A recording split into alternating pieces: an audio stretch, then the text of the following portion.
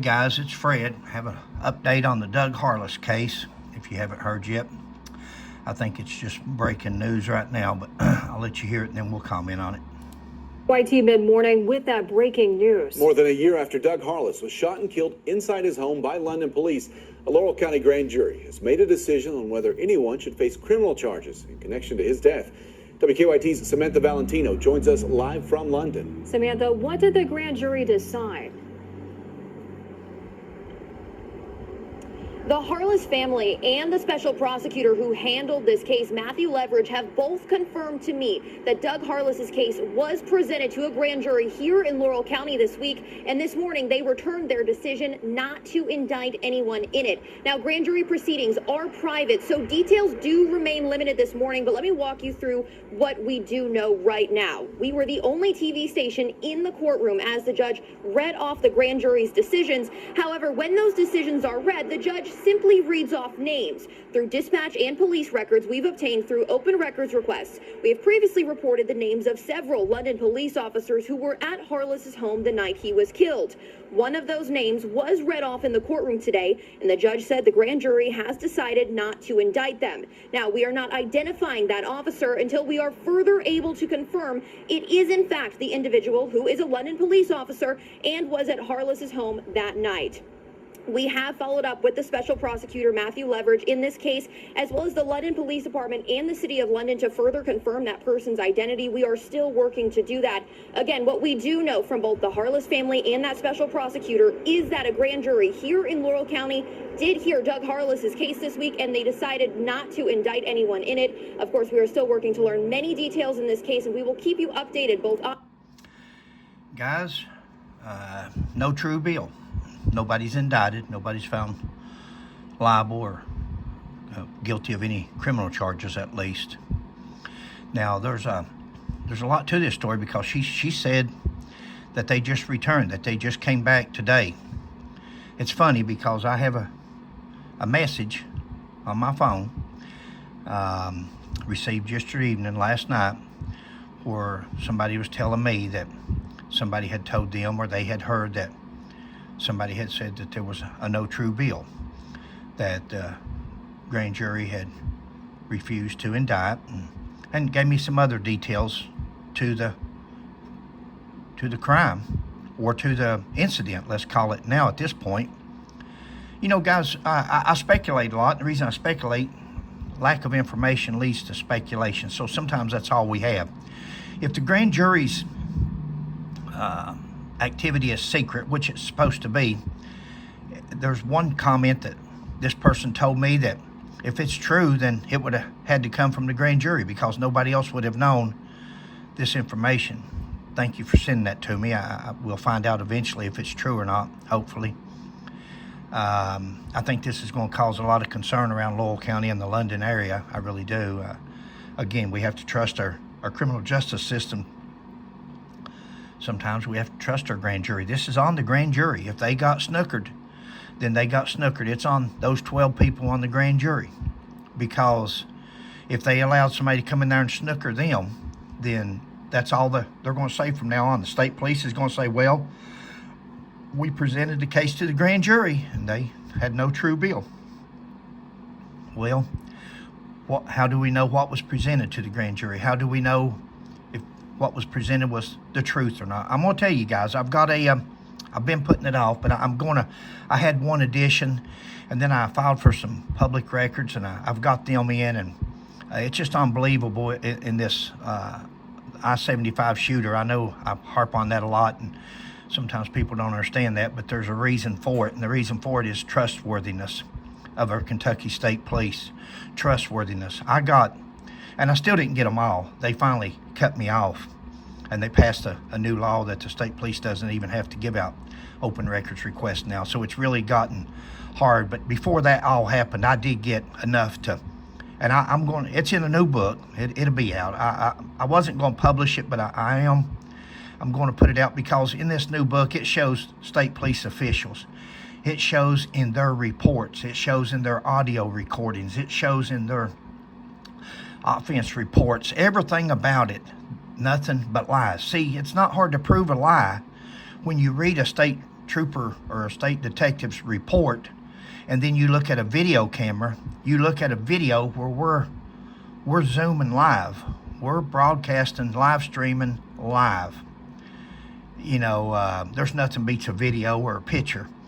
They can write whatever they want to in those reports, and I guess they thought nobody would ever go as far as to get their reports that they filed. These are sworn public officials. A lot of times people ask, Fred, why are you so hard on the state police? So it goes back farther than that. I was a police officer for 40 years. I saw a lot in 40 years. A lot of political, a lot of things that were done. Now, does that mean that there's something in the Doug Harless case? I don't know. I know this is Post 11. I know this is the Kentucky State Police that supposedly conducted an investigation. I know they said 489 was for the search warrant. They went to 511. We've never seen any of that. Maybe at this point, maybe we can see the search warrant affidavit. Maybe we can see the search warrant. Maybe we can see a person's name. Who was the suspect? Was the suspect, in fact, Doug Harless? Was that who they were looking for? Or did they go to the wrong address? Again, we don't know what the state trooper, the state detective, the state police told the grand jury. The grand jury can only go on what they're told. They rely on a person to come in there, and they rely on them to raise that right hand, swear under oath that they're going to tell the truth. That's what they rely on. A lot of people rely on that when we see people in court, when we see officers, and we see that uniform. I used to be one, guys, for 40 years. And that uniform, that badge, sad thing is that badge doesn't carry integrity with it, or character with it, or morals with it, or honesty with it. Just because you have a badge may mean that you're the commissioner's nephew, may mean that you're a state trooper's grandson of a state trooper that was a state trooper. They usually go down the line. It's a family-oriented business, more or less. Hey, my son wants to be a trooper. Oh yeah, sure. My grandson, my great-grandson. It goes on and on. It's not nothing like the Marines, but it is a fraternity of such where they take care of each other. And I'm disappointed. I have a feeling that there's more to this. Again, we have to respect, this is the grand jury. The grand jury returned a no true bill. They didn't indict anybody. They didn't hold anybody responsible. Nobody was negligent. Nobody was reckless. Nobody was careless. Everything was done on the up and up. Just because the state police wasn't notified, or the sheriff's wasn't notified, the sheriff's department, just because they didn't have a video camera against state law, just because it was after 10 o'clock state law, just because it was almost a no-knock warrant. Okay, they announced themselves at the same time they're kicking the door down. Imagine waking up to that. I don't know. We don't know all the facts. Sheila and I will look at this. We're going to research it. We're still on the Nancy Guthrie case, so we've got 3 or 4 things going on. And she's substituting today. She's teaching today, so she's not here. But we will do a follow-up. This will be on Fred McCoy 40's page. But I think the people of Lowell County is going to have a lot of questions. I know there's always going to be questions in criminal investigations. There's always, my question is how honest is the Kentucky State Police? Go back through Fred McCoy 40 and look at the state police that's in this, on this channel. Look at from steroids to theft to anything you want to look at, it's there. And especially under this commissioner. This is the governor's appointed state police commissioner. Via the governor's order, go out and write people tickets or take people's information, write people's tag numbers down at church on Easter Sunday. They're not allowed to go to church. Sometimes, guys, we have to say, hey, let's do what's right. Let's do what's within the law. It's politics. Politics and the criminal justice system does not mix. I'm sorry if I'm ranting on, but again, I know people's reputation, and I'm going to show you when I come out with this book with the public records with these police reports inside of them. And you most of you seen the video where the good Lord led Sheila's nose and those birds to where Mr. Couch's body was found. Otherwise, Mr. Couch would have been history. We would still be wondering today where Mr. Joseph Couch is at, this I-75 sniper. Where's he at? Is he still around here? Is he in Mexico? Where's he at? Because he's never been found, and he wouldn't have been found. A couple more days of those birds and those critters in the woods, he would have never been found 500 feet from where the state police was, and they didn't go down over the hill and search for him. Go figure. Go figure. But boy, you let me and Sheila search for 6 days with bugs and everything else all over us, and poison ivy, and find them, and then here they go holding a press conference, and Scotty Pennington putting on his Facebook page, the state police found the man, I-75 shooter. It's disgusting. And then we're supposed to trust? I wish I could. I wish I could look at this newscast and say, okay, well, the grand jury didn't find, must not have been nothing there. And most people's going to think that. And I would like to think that.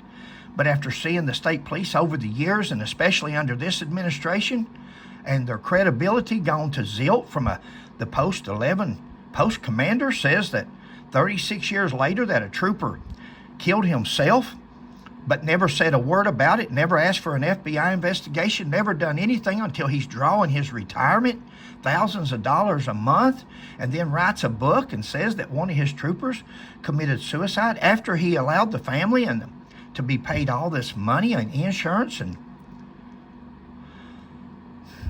thank you, guys.